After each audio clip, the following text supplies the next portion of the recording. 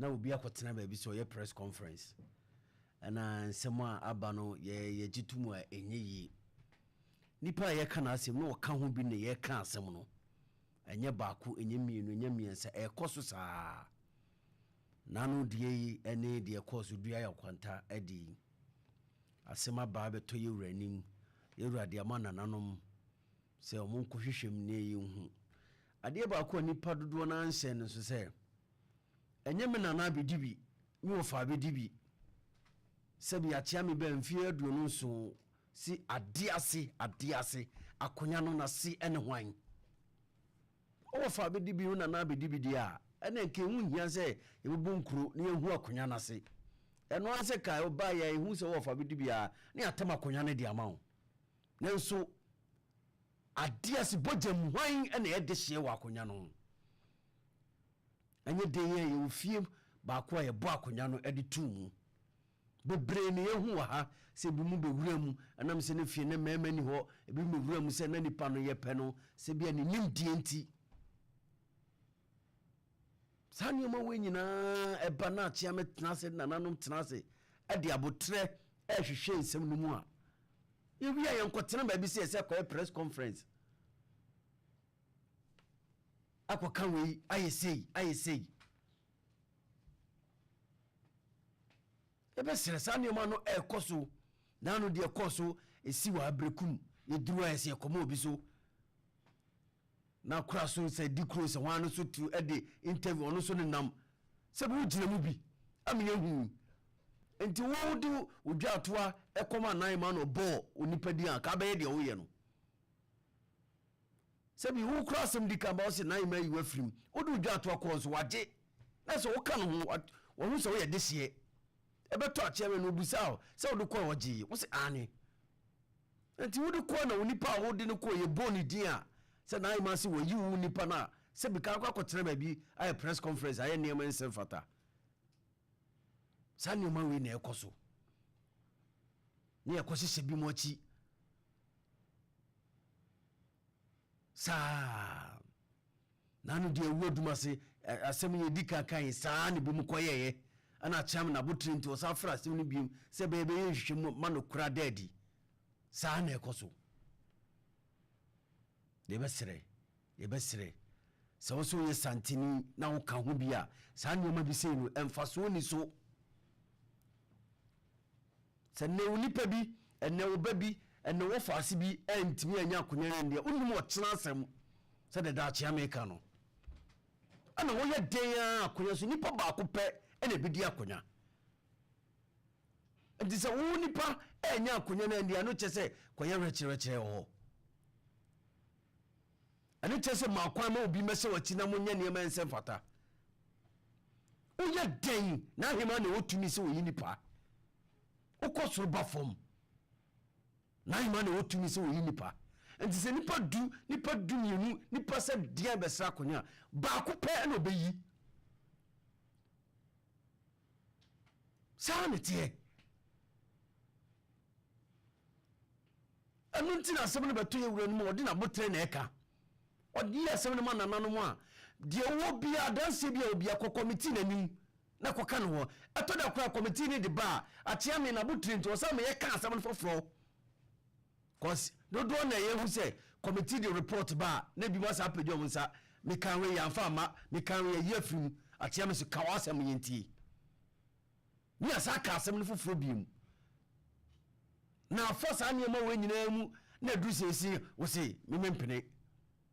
sa na ekoso dia ya kwanta asem ni ebeto ye wura ni nyina ehu bi ya kanwa ahwemi nyina jina dia kwanta asem bi eba ye no nkuru no mo bo ye no ye nyina ati bi nkuru no so ya mo no osumase wotwe nkuru na omobombo ya na ho omo nyina nkuru ne kire se ohene eba kurum ho ani kuru ne kontokwa eba okuru no omo nyina je sa asem ne tum de ba ya na nsonso ya ba ntem ne se eye ohene yire efiefo ne se ohene ware ne kotena wo so ni kuru no so na mienu na aka no person mo kire se omo no de omo busuafo no ena na eti kurum ho ena ohene ne kuru ne konye ebo kuro no wiye na afi osan do mo tena so mo ni kuro no so no na ware mo nua kan ho nti wa no wo tena ase na wo sesen hwe a ensi wo ba bia se ohene kuro opesa mudi so no obo no wi asan ka se mo san koso ani kuro nti ye be no atena ho no na mo do mo dance de bi gina so se na bo atetro mo a wo ko na anu ni ka kire o mo se o mo kan akonya no ho nti ono na chi no o mo ko bra no no antu no ho ade so afa mo antena so ono no gine se mo na mo ye ade ase nti mo no se mo di ade na nti adanse na mo a mo de baaye no o se o ko tena media so na ka o press conference ho press conference for no mutie no ebe di asem na ma no mama afena na mama asase wo press conference no mu na o de di ade ho no se na adwen so wo adanse die bi a ebro de wo kan no so a na no ewu admase de na si amama kire kwan e kire se wo betumi asan de abeto a kire me num biem no ma hwe wo baaye no wo nsem a wo kan no no aso na ebu egina ebu asem no se na adwen so wo adanse die bi a na ade amani je ho a kire me ho no se unlike court no mutumi restrict so se dabi mutumi nyese no o ka tro se wo adanse fo bi afom bra wo bibia e di adanse so se asem se ni a from fabra na mo ama kuro bo ambabo ne kire se kuro no mojitum se kuro no a kire me no mo be kon ye no mo ne mo kon wie ye no obo kuro no ebere na kuro a wo pese omo teso no nkoso ani so no na amtwa ade enye ehon kwa na kire me akọ ani kuro bi akọ ntokwa oni kuro bi akọ ntokwa saa nkuro no mo kon ntokwa no pese omo di so nkoso adi so no saa nkuro no bia no hobo no yi nkuro bibiri kumase akra obi wa ha ohene no mo kon ye ansa no tete na santima wo tete santima no oni nkuro bibiri kon ye ebeba se na obi ne wakon na wa di usu nkunim abokuro no na wasan de wa akro na wo be ne kon ye di usu ne abokuro no asan de kuro na se sandi so kuro be so ne besi ye unse nkuro bibiri oso a ohene no mo tusa ansa no ba be kan santima ho saa nkuro no bia ne ho a achame ball no bia ne ho achame ball enam saa no tina mo no di kuro no so no na deso a di kuro no so enti kuro bia ne ho a ohene ebebo awie asado mo di so no eno mo akra so antimi ankire omobusu edua no yi kwan a omo no efa so free ohene a ohima obae ball kuro no ma ye de akonya ne se no kwan fa so mo ade na se omo ya ade ase omo antimi ankire mu amana ansi enti omo ankro bo no mbebo ye no ye nyina eto ne ye no ewum se yenim saa nimde na etimi di ehu nsemu saa na so ye to no ye kakra wa ye hu ye no ne se ni na asem no ko ye enti ye ko ba ye no obu asem no in fact udun che committee ni kan na asem wi no ohene kan se ebia bibi wo ho no ma mo kan ye ama bibi wo ho ama anka enso ye de asem onim mo ama ntimi anka correction no ye ma kwan for correction mo ntimi anye na omo redi che omo ayi no saa omo committee report no for 1 hour na nipa obi ato sebi na botrenti wanya ho ntobo ase na ko se bi ro so kan wasem na so mo asem no eji several minutes na e ready mo ho report no e ready wie ye no asem na wo ready no de wodwen se nye saa na siye no ubetumi atre wadwen ho wo so ne committee ni nya adwen se me de asem kokos na mdi fa ni amne atemu no enya adwen eno ne sesa hwe die na wo wodwen se ebna ebo case nti a wo wodwen se ebia ya igno wadumi antre bia mu na ho na akotena ye no ye no na te social media so ohene ti social media so na himfiri ni social media ye na te social media so edie betumi ebu asam no wadi bem okay say so wadi bem fa afna bi sa social media na di hinu social media say sa na ope waba panyina nim e di asam beto mpanyinfo anim na wodwen se wo asem kan mpanyinfo ra di asem to mo no na asem adi asem no ko ho no na adi so betumi a press conference dey win case na ada no one press conference no one win no press conference no one sha was press conference unim se akonya no wase yo ba bi akonya no free baaye ohene bi na de na yire betena akonya no so nti saa ohene na betumi a che se me yire am betena kuro no onie me na busuafo nie nti omo na so mu di ade because ono na ware ye de na yire betena kuro mo wo no ubi akotena press conference na akoye no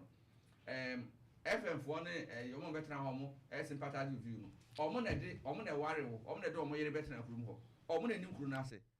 because uni baby ade ni free ewo uni baby ade ni ti wo na fe wo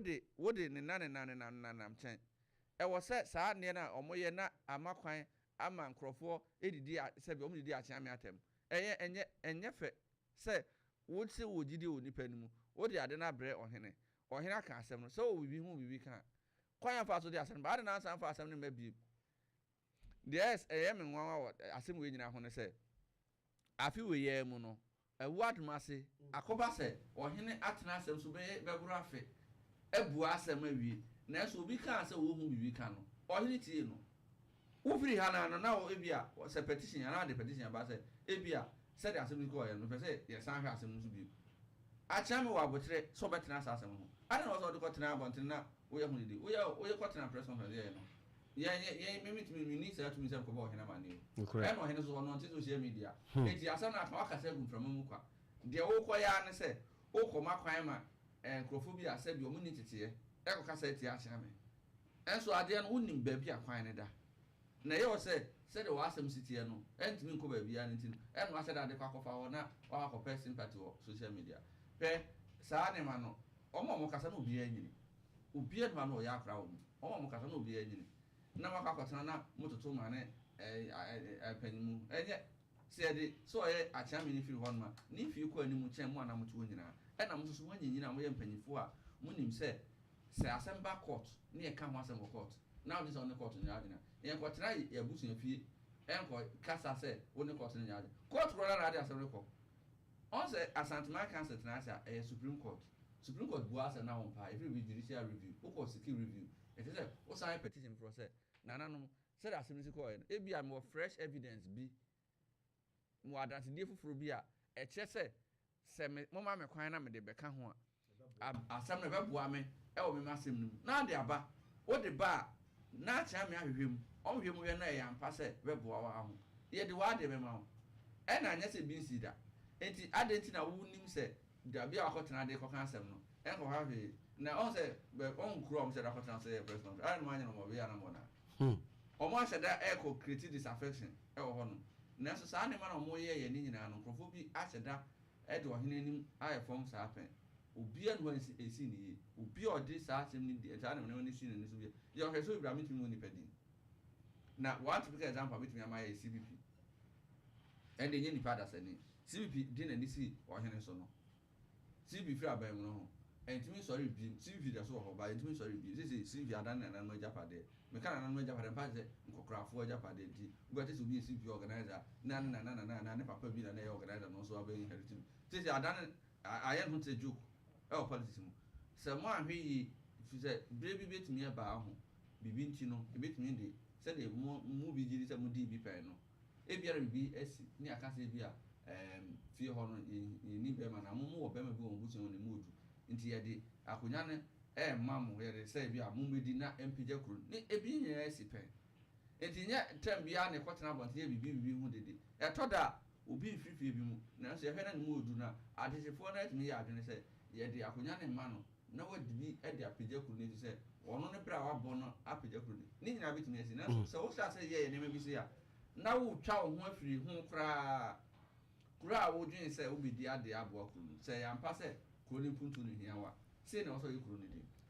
asanteman hia wo di ankwanta ehia wo na pese ubo nkwanta man ho ban se na so yekuru ni di na asema ye di no nti wo ko wa fan ka wo hwe ni mu se afami nu na aka na ko so betena ase ayi din ana se wo se wo mpe so be jatu ni se anko wa fan nti afami nu na aka no se omo no e ko wa fan ka pese nko mo so enya to bo ase se o ohene di asem ni enyefe ntribu se asem aba na mo amuni baabi a mamre da muni baabi a wo sam de ne ma ye efa muni bibia wo ho na ma se da yimani ma kotena na mpanifo se mo se da se mo kwa ko ma enkrofo ako o he comment na wo sa video na se a na se enyefe kura ifi se baabi o mo kotena ko ye press conference no o muni se ho no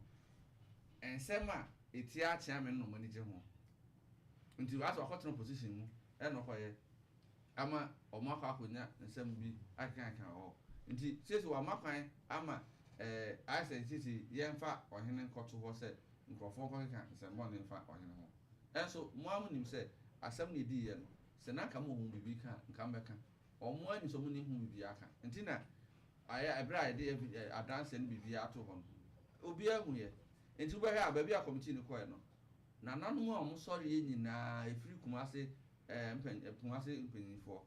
ɛkɔ na nanoma hene obi ɔsɔre kasa yi biara no ɛkasa sɛ ɔmo ne committee no yɛ adwene na adeɛ baako a na yɛ nyinasoɔ ne sɛ ɔhene ntumi mmɔ kuro ɛnsa amfa kuro no nhyɛ ɔmo a ɔgye firi ɔmo nsɛm no da so ɔhene ne kuro bi ko ntɔkwa na ɔdi wɔn so a na ɔpɛ sɛ ɔmo akɔ so adi kuro no so a ɔmo a na ɔgya kuro no hyɛ ɔmo nsa yɛ ɔhwɛ so bebrebe obu kuro wɔ hɔ yɛ ɔtafo wɔ hɔ nom yɛ ɔhwɛ so bebrebe ɔbanda wɔ hɔ nti ɛbaa ne sɛ na wo kuro no yɛ bɔ wie yɛn na mo a mo di kuro no so yɛ san di kuro no hyɛ ɔmo nsa ɛntumi si wɔ asante amammerɛ asante hene biara nyɛ saa da nti mo a mo kuro bɔ na mo de baeɛ no mo nyinaa abusuafoɔ mmiɛnsa no nyinaa mo di adanse sɛ ɔhene ne kuro no ko yɛ ɛbɔ no na baabi a ɛyɛ soronko ne sɛ mo se yɛbɔ wie na yɛsan de hyɛ mo nsa nti deɛ kɔ so social media so na yɛ anamanfoɔ asɛ da akɔtena hɔ wohwɛ deɛ kɔ so obirikum sɛ ne ntaa ne ma no ne nyinaa ɛnyɛ nipa nyini kɔ n'anim baabi a wiase aduru no ɛni kwan sɛ ɛhyɛ da ama kwan sɛ wasɛ da ama obi anim nyam wode kɔtoto fɔma ma nkurɔfoɔ atiatia so ɛna committeefoɔ no anyɛ ɔmo adwuma yi nti yɛ paa na committee no yɛyɛ a woanyene yi so a wɔntumi anka nipa bɛyɛ 9 ne kasae baako koraa ne hɔtumi kaa sɛ committee no meka sei ɛna wamfa ama manka sei na ɔde hyɛ ma no ɛna ebia committee no yɛ sei na ɔde tam ani baako koraa ne hɔ a wɔtumi kaa asɛm bi a committee na ɛno asɛ committee no deɛ ɔyɛ na ɛnyɛ general ma yɛntie ɔmo nkurobo no kakra sɛdeɛ daa panyi bi kan ɔse ɛyɛ paa sɛ akyeame yes akyeame ama kwan a yɛdi asɛm a video da so ɛsan bɛdwam na ɛnyɛ kokoam ɛbɛdwam a wankasa no sɛ wo na wakɔtena wa so yɛ press conference no sɛ nsɛm a wokan no da wobɛgyina bɛdwam no kaeɛ no sɛ wanti a wobɛtumi agye bi video no bi na watena ase na wahwɛ Fredi a ɛnyɛ sɛ wobɛgye video no bi kɛkɛ ɛyɛ nanam ama kwan ma yɛde to YouTube nti wokɔ Opemsuo TV YouTube a ɛyɛ ana video no da hɔ nti asɛm wei a wɔkan no obi a pɛ sɛ ɔhwehwɛ mu hwɛ bi a wobɛtumi akɔ Opemsuo TV na ɔkɔhwɛ Dua Mfanta video no da hɔ full one ɛda hɔ a yɛnhyɛ na ɛdete sɛ yɛyi wei afiri daabi full one da hɔ raw enti ɛda hɔ ma obiara hu na mo wie no asa ba batena hɔ kanka wei nti wɔn mo te hɔ na mo yɛ saa comment wɔ ase comment section for no ɛyɛ na mo kɔhwɛ video no yɛnhwɛ ɔmo nkurobo no kakra na afei yɛyɛ toa so ɛmfama ɛtifo Bravo.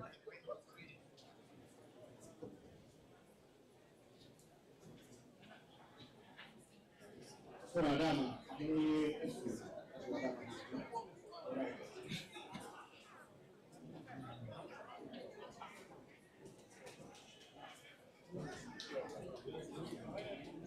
Chama.